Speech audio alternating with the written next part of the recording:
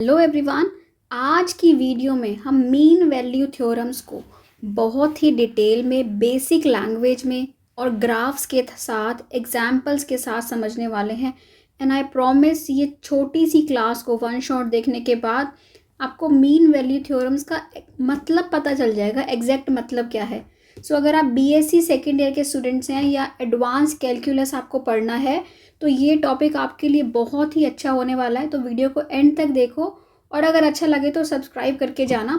सो आइए स्टार्ट करते हैं कि रोल्स थ्योरम क्या होती है, कहाँ अप्लाई होती है, क्यों अप्लाई होती है। ठीक है, तो क्या है, देखो रोल्स थ्योरम। रोल्स थ्योरम कहती है कि हम बहुत ध्यान से समझेंगे कि रोल्स थ्योरम क्या कहती है। पहले आप उसका, फिर हम उसका ज्योमेट्रिक मीनिंग भी देखेंगे।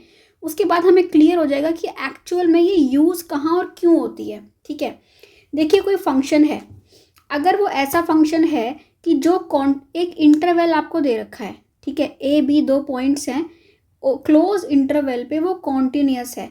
कॉन्टिन्यूटी का मतलब और डिफरेंशिएबिलिटी, इन दोनों का मतलब क्या होता है, इन दोनों की वीडियो मैं बना चुकी हूँ ऑलरेडी इससे पहले, जहाँ पे मैंने one shot continuity, uniform continuity किया और फिर वन शॉट डिफरेंशिएबिलिटी किया। ठीक है, तो हम आज उसको डिटेल में ना देखते हुए सिर्फ मीन वैल्यू थ्योरम्स को देखेंगे।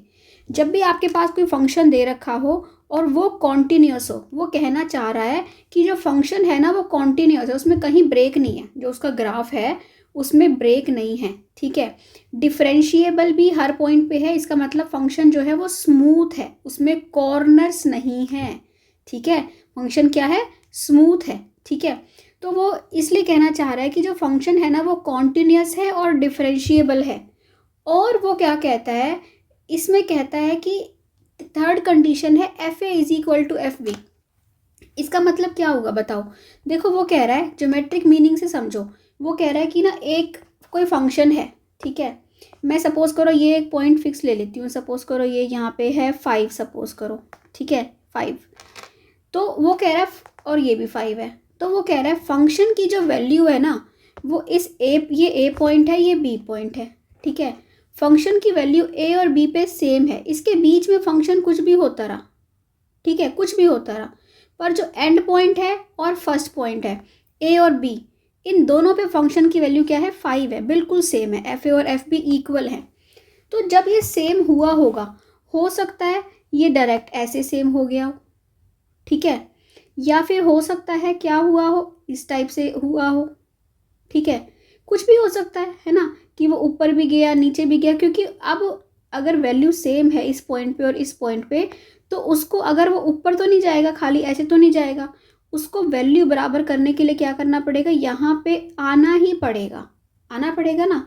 तो वो कह रहा है क्योंकि इन दोनों पे वैल्यू सेम लेके चल रहे हैं। अब आप इन तीनों चीज़ों का मतलब देखो। कॉन्टिन्यूटी का मतलब है कि फंक्शन क्या है, एक कॉन्टिन्यूस है, उसमें ब्रेक नहीं है कहीं पे भी। ठीक है, डिफरेंशिएबिलिटी का मतलब है कि वो स्मूथ है, स्मूथ कर्व बन रहा है। और एफ ए और एफ बी इक्वल का मतलब है कि दोनों पॉइंट पे वैल्यू क्या है, फंक्शन की वैल्यू इक्वल है। ठीक है, तो वो कहता है अगर ये तीनों चीज़ें आपको कहीं भी कोई भी क्वेश्चन आएगा ना, तो आप ये तीनों चीज़ें चेक करके देखोगे, क्या कॉन्टिन्यूस है, डिफरेंशिएबल है, एफ ए और एफ बी इक्वल है। तो अगर है तो क्या होगा, वो कहता है कि ए और बी के बीच में ना कहीं पे एक पॉइंट ऐसा सी होगा जहाँ पे एफ डैश सी 0 होगा, है ना। क्यों, मैं आपको इसकी एप्लीकेशन से बताऊंगी कि हम क्यों करते हैं इसका यूज़, है ना, जहाँ पे एफ डैश सी 0 होगा। अब आप बताओ एफ डैश सी 0 होने का मतलब क्या होता है, किसी भी पॉइंट पे फंक्शन का डेरिवेटिव 0 होना, उस बात का मतलब ये होता है कि अगर जैसे ये सी पॉइंट है सपोज करो, तो ऐसा पॉइंट जहाँ पे स्लोप 0 हो, डेरिवेटिव 0 का मतलब होता है कि स्लोप 0 हो, स्लोप नहीं है कोई भी, स्लोप 0 का मतलब है लाइन क्या है, हॉरिजेंटल है ना, बात समझ रहे हो, ये होती है स्लोप फंक्शन की, है ना। कोई भी अगर स्लोप जितनी भी ज़्यादा है ना, तो उसके अकॉर्डिंगली क्या होता है, डेरिवेटिव चेंज होता है। बट अगर स्लोप 0 है, स्लोप 0 मतलब derivative 0, rate of change 0, slope क्या होता है, रेट ऑफ चेंज होता है ना। रेट ऑफ चेंज 0 है तो मतलब कि जो स्लोप है ना वो हॉरिजेंटल है, मतलब कि ये जो लाइन है टेंजेंट है, टेंजेंट कह लो, स्लोप मत बोलो, क्योंकि अब ये स्लोप 0 हो गई तो टेंजेंट क्या है, हॉरिजेंटल है। जब ये टेंजेंट हॉरिजेंटल है इसका मतलब फंक्शन का डेरिवेटिव 0 है। और आप ये बताओ, अब आप फंक्शन का ग्राफ देख के बताओ कि ऐसा पॉइंट जरूर एग्जिस्ट करेगा जहाँ पे जो टेंजेंट मिले वो हॉरिजेंटल मिले, क्योंकि जब फंक्शन को यहाँ से चल के यहाँ वापस आना है, यहाँ से चल के यहाँ वापस आना है, तो उसको ऊपर जाके नीचे आना ही पड़ेगा। तो जब ऊपर से जाके नीचे आएगा तो जो सबसे ऊपर पॉइंट होगा यहाँ पे, ऐसा पॉइंट जहाँ पे टेंजेंट क्या है, जो टेंजेंट जो है हॉरिजेंटल है, ठीक है, मतलब कि पैरेलल है किसके, एक्स एक्सिस के, हॉरिजेंटल हो गई, वहाँ पे फंक्शन का डेरिवेटिव क्या होगा, 0 होगा। फंक्शन का डेरिवेटिव क्या होगा, 0, है ना। तो बात समझ रहे हो, ये है रोल्स थ्योरम, ठीक है। तो कहाँ अप्लाई होती है अभी मैं आपको बताऊंगी एप्लीकेशन भी इसकी, बट अभी आपने सिर्फ यही समझना है कि अगर कोई फंक्शन है, कॉन्टिन्यूस है, डिफरेंशिएबल है, एफ ऑफ ए और एफ ऑफ बी इक्वल है, तो एफ डैश सी 0 होगा। और जो ये सी होगा ना, ये कहाँ होता है, ये इसी इंटरवल का एक पॉइंट है, ए बी का ही, मतलब कि ए बी के बीच में ही कहीं होता है ये, क्योंकि ए और बी दोनों इक्वल हैं, तो उनके बीच में कहीं पे फंक्शन की वैल्यू सी, एफ डैश सी क्या होता है, 0 होता है। समझ गए बात को, ठीक है। कोई भी डाउट आ रहा है तो प्लीज़ कमेंट सेक्शन में पूछो, I will try to answer, ठीक है। अब इसका एग्जाम्पल देखो कि एग्जाम्पल क्या है, सबसे पहले कि कैसे होता है। सिंपल, यहाँ तो यही बोल रहा है कि वेरीफाई रोल्स थ्योरम, और आपको ये फंक्शन दे रखा है, ठीक है, एफ ऑफ एक्स दे रखा है आपको, x² माइनस 4x प्लस 3। ये आपको क्या दिख रहा है, ये जो है एक पॉलिनोमियल है। और जब मैंने आपको कॉन्टिन्यूटी डिफरेंशिएबिलिटी बताई थी तो ये बताया था ना कि जो पॉलिनोमियल्स होते हैं वो हमेशा कॉन्टिन्यूस होते हैं, है ना। तो यहाँ पे क्या है, ये पॉलिनोमियल है तो ये कॉन्टिन्यूस होगा इस इंटरवल पे। जब भी हमेशा आपको कोई भी मीन वैल्यू थ्योरम करनी हो ना, रोल्स थ्योरम करनी हो, Lagrange mean value theorem, Cauchy mean value theorem, तो हमेशा आपको जो उसकी कंडीशंस है ना वो ज़रूर सेटिस्फाई करके दिखानी है। तो फर्स्ट कंडीशन हो गई ये, सेकेंड कंडीशन हो गई ये, और थर्ड कंडीशन हो गई ये। तो हमने चेक करी कि एफ एक्स पॉलिनोमियल है तो वो क्या होगा, कॉन्टिन्यूस होगा, ठीक है। डिफरेंशिएबिलिटी क्या होती है कि आप डिफरेंशिएबल भी है फंक्शन इस इंटरवल पे, आप देखो ना, डिफरेंशिएबल है इसका मतलब क्या हुआ कि उसका डेरिवेटिव एग्जिस्ट करता है इस पॉइंट पे, है ना, इस इंटरवल पे 1 3 पे। सो एफ डैश एक्स है 2x माइनस 4, x² का डेरिवेटिव 2x माइनस 4x का माइनस 4, राइट। तो एफ डैश एक्स एग्जिस्ट करता है। और थर्ड है क्या, थर्ड है कि F of A F of B क्या होना चाहिए, इक्वल होना चाहिए, ठीक है। तो एफ ऑफ ए क्या होगा, आप एफ ऑफ 1 निकालोगे, एफ ऑफ 1 निकालो, एफ ऑफ 1 क्या आया आपका 1 माइनस 4 प्लस 3, एफ ऑफ 1 भी 0 है, और एफ ऑफ 3 भी क्या निकल के आएगा 9 माइनस 12 प्लस 3, तो एफ ऑफ 3 भी क्या आया 0। तो दोनों इक्वल हैं, कुछ भी आ जाए पर इक्वल है, ठीक है। एफ ऑफ, फिर तीनों कंडीशन हमारी सेटिस्फाई हो गई, फर्स्ट भी, सेकंड भी और थर्ड भी। अगर तीनों कंडीशन सेटिस्फाई हो रही हैं तो आप बोलोगे there exist a point C belongs to A B such that क्या होगा, such that F dash C is equal to 0, ठीक है। एफ डैश सी आप कैसे निकालोगे, आपने एफ डैश एक्स तो निकाल रखा है ना, 2x माइनस 4, इसमें x की जगह c रख दो, तो क्या हो जाएगा 2c माइनस 4 इक्वल टू 0। तो 2c इज इक्वल टू हो गया 4 और c इज इक्वल टू हो गया 2। अब बताओ जो ये 2 है वो 1 3 में लाई करता है, यस करता है। तो hence Rolle's theorem is verified. और अब हम देखेंगे कि कैसे आपको जब ये नहीं दे रखा हो कि रोल्स थ्योरम वेरीफाई करनी है, कि क्या आपको पता ही ना हो कि रोल्स थ्योरम है, तो कैसे आप क्वेश्चन करोगे, ठीक है। तो देखो ये क्या है, show that between any two roots of e raise to power x cos x minus 1 equal to 0 there exist at least one root of e raise to power x sin x minus 1 equal to 0, ठीक है। अब इसका solution देखो जब भी आपको दे रखा हो ना कि between any two roots of this one root exist कर रहा है, तो हमेशा ये रोल्स थ्योरम का ही केस होता है कि जब भी दो रूट के बीच में कि एक रूट आपको एग्जिस्ट करता हुआ दिखा रखा हो, ठीक है। क्योंकि रोल्स थ्योरम यही तो होती है कि जहाँ पे कोई भी दो रूट्स होते हैं, जहाँ पे F of A F of B equal होता है, उसके बीच में एक सी एग्जिस्ट करता है, ए बी के बीच में, ए और बी क्या होते हैं, रूट होते हैं, ठीक है। अब यहाँ पे आपको वो कह रहा है, बात बहुत ध्यान से धीरे से समझते हुए चलना। आपकी इक्वेशन क्या है? Given equation is e raise to power x cos x, equation is e raise to power x cos x minus 1 is equal to 0। तो सपोज कर लो, suppose a and b are two roots, suppose कर लेते हैं, suppose a and b are two roots of this equation. ठीक है, तो इसका मतलब क्या होगा? अगर ए रूट है, इसका मतलब अगर मैं ए डाल दूं एक्स की जगह पे तो ये क्या मिल जाएगा? मुझे 0 मिल जाएगा। और अगर बी डाल दूं एक्स की जगह पे तो ये मुझे क्या मिल जाएगा? 0 मिल जाएगा। बात समझ आ गई? क्योंकि दोनों रूट हैं। अब जब भी आपके पास ऐसा क्वेश्चन आए ना, तो आपको एक बात याद रखनी है। क्या है वो बात? आपको ना एक ऐसा फंक्शन डिफाइन करना है जहाँ पे एफ ऑफ ए और एफ ऑफ बी दोनों क्या आ जाएं? 0 आ जाएं। ठीक है, तो देखिए मैं क्या करती हूँ, मैं एक फंक्शन डिफाइन करती हूँ। ठीक है, define a function F of x. बहुत ध्यान से देखना कैसे फंक्शन डिफाइन हुआ। अगर मैं ये डिफाइन कर लूँ e raise to power minus x minus cos x for all x belongs to A b. ठीक है, for all x belongs to A b, जो हमने ए और बी रूट लिए हैं इसके। ठीक है, अब इसका मतलब क्या होगा? इसका मतलब होगा आप एफ ऑफ ए निकालो। बताओ एफ ऑफ ए क्या होगा? एफ ऑफ ए होगा e raise to power minus a minus cos a, right. अब इसको आप अगर सॉल्व करो क्या हो जाता है? इसका मतलब 1/, ई raise to power a minus cos a. अब आप e raise to power a LCM ले लो, ये हो जाएगा 1/, ई raise to power a cos a, 1 minus this by e raise to power ए।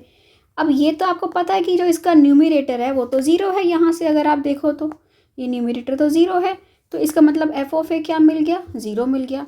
ऐसे ही जब मैं एफ ऑफ बी निकालूँ, एफ ऑफ बी क्या होगा? E raise to power minus b minus cos b. और अगर मैं इसको सॉल्व करूँ e raise to power b, है ना, तो ये हो गया आपका 1 minus e raise to power b cos b by e raise to power b. तो एफ ऑफ ए और एफ ऑफ बी आपको दोनों क्या मिल गए? 0 मिल गए। ठीक है, अब हम इस पे रोल्स थ्योरम अप्लाई करते हैं। Let's apply Rolle's theorem now. Let's apply Rolle's theorem. ठीक है, सो बताओ फर्स्ट कंडीशन क्या होती है? कि फंक्शन कॉन्टिन्यूस होना चाहिए, और ये दोनों एक्सपोनेंशियल और ट्रिग्नोमेट्रिक फंक्शंस क्या होते हैं? कॉन्टिन्यूस। तो फंक्शन क्या है? कॉन्टिन्यूस है, और उसका डेरिवेटिव भी एग्जिस्ट करता है। ठीक है, तो यहाँ पे बस मैं लिख देती हूँ, उसमें मैं डिटेल में नहीं जाती, क्योंकि ये क्या है? F is continuous. ठीक है, और क्या है? Sorry, continuous and F is differentiable. ठीक है, जब एफ ए और थर्ड आपने ये तो देख ही लिया कि एफ ऑफ ए और एफ ऑफ बी दोनों इक्वल हैं, मतलब कि दोनों ही 0 थे तो दोनों इक्वल ही हैं। इसका मतलब there exist c belongs to A B such that F dash सी क्या हो जाएगा? 0 हो जाएगा। ठीक है, अब बताओ एफ डैश सी 0 है, एफ डैश सी है क्या? एफ डैश सी क्या है? एफ ऑफ एक्स है आपका। पहले मैं एफ डैश एक्स निकाल लेती हूँ। एफ ऑफ एक्स मैंने क्या लिया है? E raise to power minus x minus cos x, right. F dash x निकालो, क्या आएगा? F dash x minus of E raise to power minus x, और ये हो जाएगा प्लस साइन एक्स, राइट। यही हो जाएगा ना, क्योंकि माइनस कॉस एक्स है, कॉस एक्स का डेरिवेटिव होता है minus sine X, minus minus plus. ठीक है, अब क्या हो जाएगा? F dash C is equal to 0। This implies minus of E raise to power minus C plus sine C is equal to 0। हो गया ना ये? इसका मतलब क्या हुआ? This implies -1/, E raise to power C plus sine C is equal to 0। E raise to power c LCM ले लो, क्या बन जाएगा? -1 plus e raise to power sine c, ये e raise to power c 0 में चला जाएगा।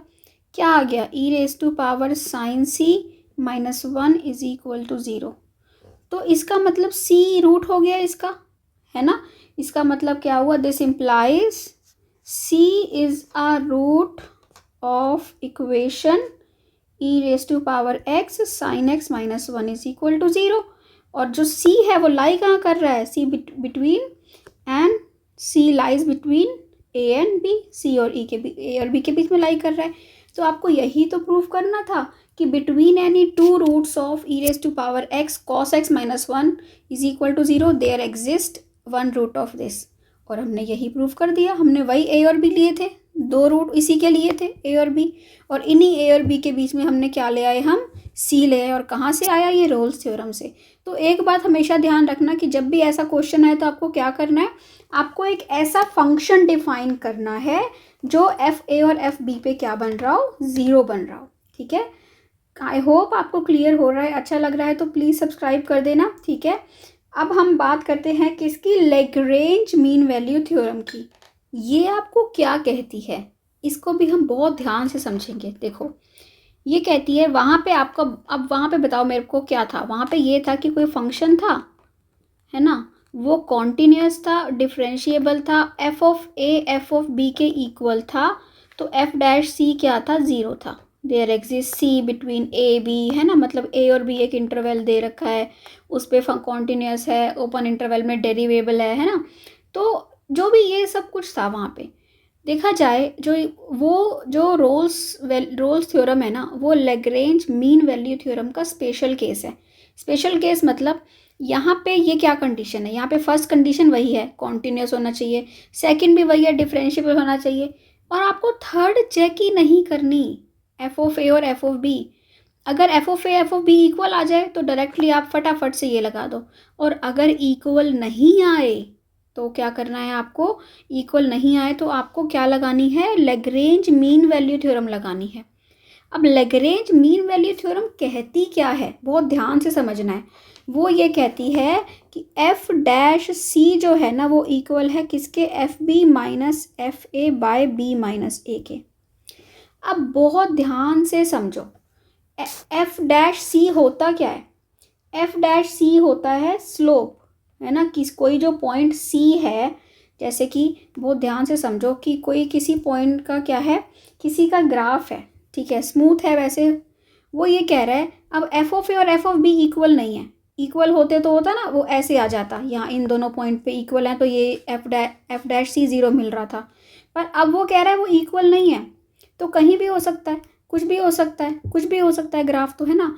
तो वो कह रहा है कि अगर इक्वल नहीं है तो देखो, कोई सपोज करो ये है, ग्राफ है कोई, ये पॉइंट हो गया और एक ये पॉइंट हो गया, ठीक है, ये पॉइंट क्या है, ये ए है, और ये पॉइंट क्या है, ये बी पॉइंट है, ये पॉइंट क्या है, एफ ऑफ ए, और ये पॉइंट क्या है, एफ ऑफ बी। ठीक है, तो इस पॉइंट को मैं बोल देती हूँ ए एफ ए, और इस पॉइंट को बोल दिया ए एफ बी।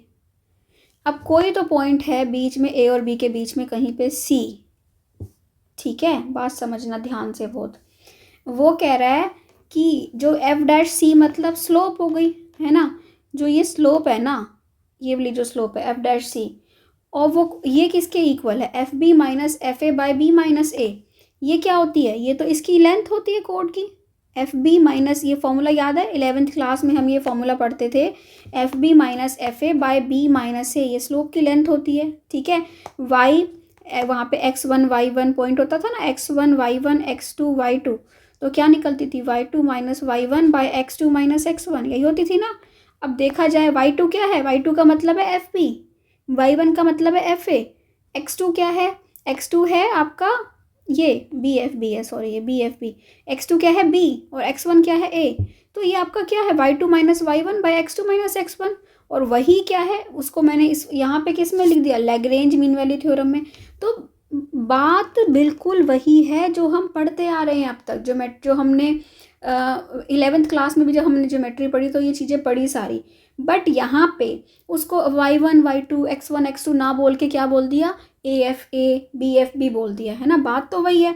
तो वो क्या कह रही है लैग्रेंज मीन वैल्यू थ्योरम, कि जो इस पॉइंट पे जो स्लोप है ना, वो किसके इक्वल है, f b minus f a by b minus a के इक्वल है, वही तो बात कह रही है वो। ठीक है, तो ये हुआ ज्योमेट्रिकल मीनिंग। अब देखिए, अब आता है हमारा एग्जाम्पल, कैसे एग्जाम्पल करेंगे, verify L M V T for, आपके पास दे रखा है X cube minus 5x² minus 3x on 1 3 and find the value of C. Polynomial है तो कॉन्टिन्यूस होगा, डिफरेंशिएबल होगा। F1 और F3 निकाला, वो तो इक्वल नहीं आए तो हम क्या अप्लाई करेंगे, LMVT। इक्वल आते हैं तो क्या अप्लाई करते हैं, रोल्स थ्योरम। नहीं आए तो क्या अप्लाई करेंगे, लैग्रेंज मीन वैल्यू थ्योरम। तो F डैश C किसके इक्वल होगा, FB minus FA by B minus A, है ना। तो FB क्या है आपका, FB है आपका -27 F(3), है ना। मैं क्योंकि इंटरवल है 1 3 मतलब A हो गया ये, B हो गया ये। अब C जो आना चाहिए ना, वो C 1 और 3 के बीच में कहीं आना चाहिए। ये तो आपने इसको सॉल्व करा, -27 -7 by B minus A, B क्या है 3 -1, तो क्या आया -27 + 7/2, है ना। -20/2 क्या आ गया, -10 आ गया F डैश C। अगर F डैश C आपका -10 है तो आपको बताओ फॉर्मूला क्या होता है, FB minus FA by B minus A, ठीक है। तो हम निकालते हैं क्या, नाउ इसका मतलब क्या होगा, F डैश C निकल के आ गया आपका -10, ठीक है। F डैश C है क्या, आप F डैश X में X की जगह C डाल दो, तो ये हो जाएगा 3C² - 10C - 3 = -10। इसको जब सॉल्व करोगे तो ये क्या बन जाएगा आपका, ये इक्वेशन आ जाएगी क्वाड्रेटिक इक्वेशन।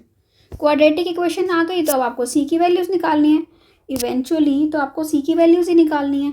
तो इसको सॉल्व करेंगे क्वाड्रेटिक इक्वेशन को, -b + -b² - 4AC/2a, है ना। आप इस फॉर्मूला से जब सॉल्व करोगे तो C की 2 वैल्यूज़ आ रही हैं, एक आ रही है 7/3, एक आ रही है 1।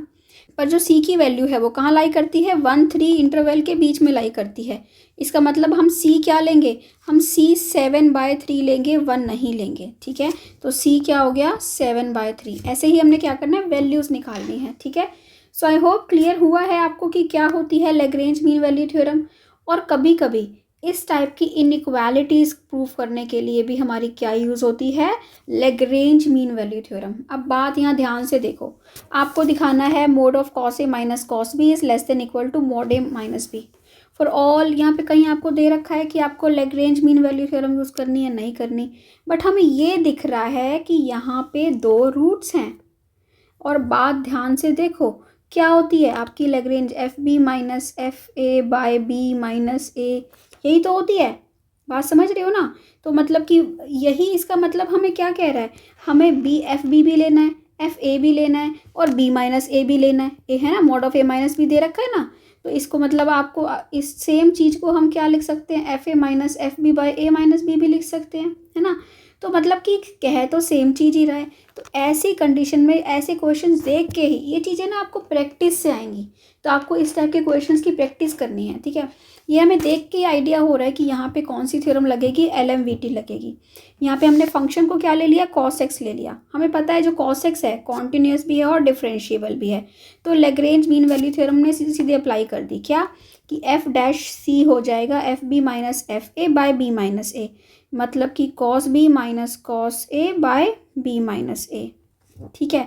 तो यहाँ पे F डैश C क्या है, F डैश C है माइनस साइन C, तो ये है cos B minus cos A by B minus A। तो अब माइनस है, माइनस को अगर हम यहाँ पे भी क्या कर दें, आपका क्या हो जाएगा, इसको अगर मैं यहाँ पे लेके आऊँ आपके क्वेश्चन को, minus of sine C is equal to क्या हो जाएगा, इसको आप यहाँ मल्टीप्लाई कर दीजिए, multiply B minus A cos B minus cos A हो जाएगा cos A minus cos B is equal to minus sine C A minus B, ठीक है। यहाँ से भी माइनस लिया, यहाँ से भी माइनस लिया, पर एक माइनस तो ये रहेगा, ठीक है। तो यहाँ पे एक माइनस आएगा। इसके बाद आपका क्या होगा, टेकिंग एब्सोल्यूट वैल्यूज़, आपने क्या करना है, दोनों साइड पे मोड ले लेना है, ठीक है। ये क्या हो जाएगा, जब आप मोड लोगे ना तो लेफ्ट हैंड साइड तो यही रखो cos A minus cos B, right hand side क्या हो जाएगी, मोड साइन C, है ना, और मोड A माइनस B। चाहे मोड माइनस साइन C हो या साइन C हो, क्या हो जाएगा, लेस देन इक्वल टू क्या होता है, 1 होता है। साइन हमेशा 1 और -1 के बीच में लाई करता है। तो मॉड ऑफ साइन C होगा ना, वो 1 से हमेशा छोटा होता है। तो यहाँ पे आप क्या लिख दोगे, इसको 1 लिख दोगे, mod of sine minus C को। तो मॉड cos A यहाँ पे कर देते हैं, mod cos A minus cos B less than equal to क्या आ गया, A माइनस B, ठीक है। और यही तो आपको प्रूफ करना था कि mod cos A minus cos B is less than equal to mod A minus B, that's it, hence proved. ठीक है, तो कभी भी आपकी इनइक्वालिटीज़ प्रूव करने के लिए आएंगी तो बहुत ईजीली आप फंक्शन अपना चूज़ करके ये निकाल सकते हो। ठीक है, और यहाँ पे एफ डैश सी भी निकलना होता है, वो भी आप देख सकते हो कि मैंने एफ डैश सी से कैसे लिंक करना है ना। बहुत इजी है, बीएससी सेकेंड ईयर का टॉपिक है, तो वहाँ आपके क्वेश्चंस प्रैक्टिस करो, और कोई क्वेश्चन आपको समझना है तो वो मुझे कमेंट सेक्शन में बता देना, उस पर मैं 5 मिनट्स प्लेलिस्ट में उसकी वीडियो डाल दूँगी। ठीक है, सो इसके बाद है आपका कॉशीज़ मीन वैल्यू थ्योरम। अब यहाँ पे क्या है, हम रोल्स थ्योरम पढ़ चुके हैं, लैग्रेंज थ्योरम पढ़ चुके हैं। कॉशी मीन वैल्यू थ्योरम क्या कहती है, यहाँ पे आपके दो फंक्शन हो गए एफ एक्स और जी एक्स, अगर दोनों कॉन्टीन्यूस हैं, दोनों डिफरेंशिएबल हैं, और जी डैश एक्स जो है वो 0 के इक्वल नहीं है, तो वो कहती है कि सी एग्जिस्ट करता है ए बी में, अभी भी सी ए बी में एग्जिस्ट कर रहा है, जहाँ पे f b minus f a by g b minus g a is equal to f dash c by g dash c. अब ये आप देखो, तो अगर मैं जी एक्स को एक्स ले लूँ तो मेरी क्या बन जाती है, लैग्रेंज मीन वैल्यू थ्योरम बन जाती है, क्योंकि अगर जी एक्स एस होगा, एक्स होगा, तो जी बी माइनस जी ए क्या हो जाएगा, बी माइनस ए ही तो हो जाएगा, है ना। और इसका मतलब कि, और यहाँ जी डैश एक्स सी क्या हो जाएगा, वो 1 हो जाएगा। इसका मतलब सेम वही बन जाएगी कि अगर मैं जी एक्स को एक्स ले लूँगी ना, तो क्या बन जाती है, लैग्रेंज मीन वैल्यू थ्योरम बन जाती है। ठीक है, अब यहाँ पे देखो ये इस पे किस टाइप का क्वेश्चन आता है हमारे पास, कि आपके पास दो फंक्शन दे रखे हैं, कैसे एक्स स्क्वायर है और एक्स क्यूब है ना, 1 2 पे। आप क्या करोगे, आपको पता है दोनों पॉलिनोमियल्स हैं तो कॉन्टिन्यूस होंगे, डिफरेंशिएबल होंगे, और जी डैश एक्स क्या है 3x स्क्वायर, और वो 0 भी नहीं होगा। हमेशा ये बात आपको याद रखनी है कि जब भी आपको ये प्रूफ करना है ना, तो हमेशा तीनों चीज़ें पहले दिखाओ कि कॉन्टिन्यूस है, डिफरेंशिएबल है, और ये जो भी मतलब आपकी कंडीशंस है ना, उस कंडीशंस को पहले चेक करो, उसके बाद ही अप्लाई करो। ठीक है, अब इसने क्या किया, अप्लाई करा, अप्लाई करने के लिए इसने क्या निकाला, f b minus f a by g b minus g a, पहले लेफ्ट हैंड साइड निकाल ली, है ना। लेफ्ट हैंड साइड क्या निकाली, ये f2 minus f one by g two minus g one, इसको हमने सॉल्व कर लिया, 3/7 आ गया। फिर राइट हैंड साइड निकाली, f dash c by g dash c, वो क्या आ गया, 2/3c, और दोनों को इक्वल रख दिया, तो 2/3c इक्वल आ गया 3/7 के। तो c किसके इक्वल आ गया, जब आप इसको सॉल्व करोगे तो ये क्या बन जाएगा, 9/14 बन जाएगा, है ना। 2/3 है ना, तो 9/14 बन जाएगा, राइट। तो 9/14 क्या होगा, ओ नो, सो c 14/9, सॉरी, तो ये क्या बन जाएगा, c इज इक्वल टू 14/9 बन जाएगा। ठीक है, क्योंकि c भी यहाँ चला जाएगा, और ये तो क्या आ गया आपका 1.5 हो गया, 9 5 ज़ा 45, 1.5, तो c आ गया 1.5, और आपका इंटरवल क्या था, 1 2 था। इसका मतलब जो c है हमारा इंटरवल के बीच में ही लाई कर रहा है ना। तो ऐसे हम वेरीफाई करते हैं कॉशीज़ मीन वैल्यू थ्योरम। तीनों थ्योरम्स बहुत ईजी हैं, अपनी अपनी एप्लीकेशंस हैं इनकी। ठीक है, जैसे कि प्रूविंग इनइक्वालिटीज़ में हम यूज़ करते हैं, इंपॉर्टेंट एप्लीकेशंस आपको दे रहा है कि आपको दिखाना हो कि show that 10x is greater than x, है ना। तो कैसे हमने देखो LMVT लगाई, और LMVT से हमने ये दिखा दिया कि 10x is greater than x। ठीक है, बहुत ही ईजी है, और नेक्स्ट इस टाइप के क्वेश्चन बहुत आते हैं, BSc में बहुत आते हैं इस टाइप के क्वेश्चंस। तो BSc वाले स्टूडेंट्स के लिए ये बहुत बेनिफिशियल है ये वीडियो, अगर आप देखो तो 10x is greater than x दिखाना हो, या इंक्रीजिंग डिक्रीजिंग फंक्शन जो कि हम आगे पढ़ने वाले हैं, है ना, उनमें भी क्या होती है, ये थ्योरम यूज़ होती है। तो बहुत ही इसके यूज़ केसेस हैं, और आपको तीनों की एप्लीकेशंस पता होनी चाहिए। जब आप कॉम्पिटिटिव एग्ज़ाम्स भी देते हो ना, तो वहाँ पे इस टाइप का ये चीज़ बहुत आती है, इस टाइप की चीज़ें वहाँ पे, इनइक्वालिटीज़। तो अगर आपको ये थ्योरम्स आती हैं तो आप बहुत ईजीली क्वेश्चंस निकाल लेते हो। ठीक है, सो आई होप आपको समझ आया कि कैसी है, क्या है ये रोल्स थ्योरम, लैग्रेंज थ्योरम और कॉशीज़ थ्योरम। अगर आपको अच्छा लगा है तो प्लीज़ चैनल को सब्सक्राइब कर दो, वीडियो को लाइक कर दो, और if you can share with your friends, I will really be grateful to you. So please इसको शेयर कर सकते हो तो शेयर कर दो, अगर आपने यहाँ तक वीडियो को देखा है तो। ठीक है, thank you for watching, bye bye.